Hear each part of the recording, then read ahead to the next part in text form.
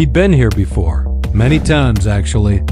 He'd seen the market dip, dive, and teeter on the edge, and every single time he'd held his nerve. Why?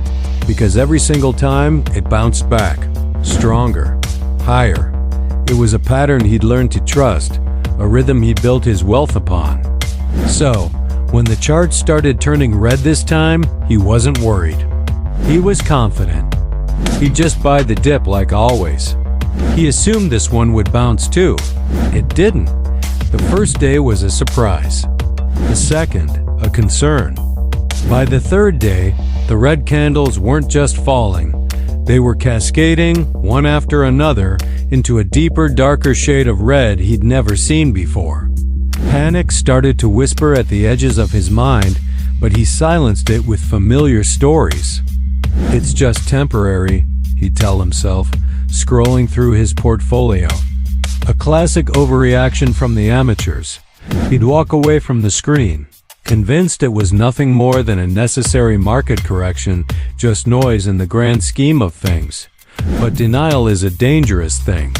It compounds much faster than interest. With each passing day, his stories became more elaborate, his justifications more desperate. He wasn't just lying to his colleagues or his family. He was lying to himself.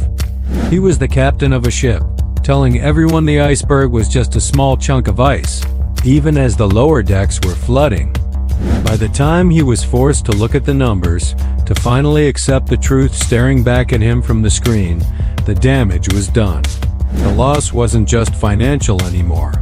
The money was a symptom. The real disease was psychological. It was the shattering of his own self-image as the investor who was always right. He stared at the wreckage of his portfolio, but he wasn't thinking about the numbers. He was thinking about the story he'd clung to. And in that moment of painful clarity, he learned a lesson that no business school could ever teach. He learned what the truly wealthy fear most. It isn't losing money. It isn't going broke.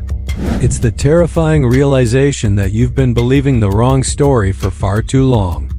It's the fear of being wrong and the catastrophic cost of that denial. Wealth isn't just about what's in your bank account. It's about what's in your head. It's about conquering the fear that lives there. This is RichNerve, where wealth meets fear. If this story resonates with you, follow our channel to explore the psychology behind building true, resilient wealth. Thanks for watching.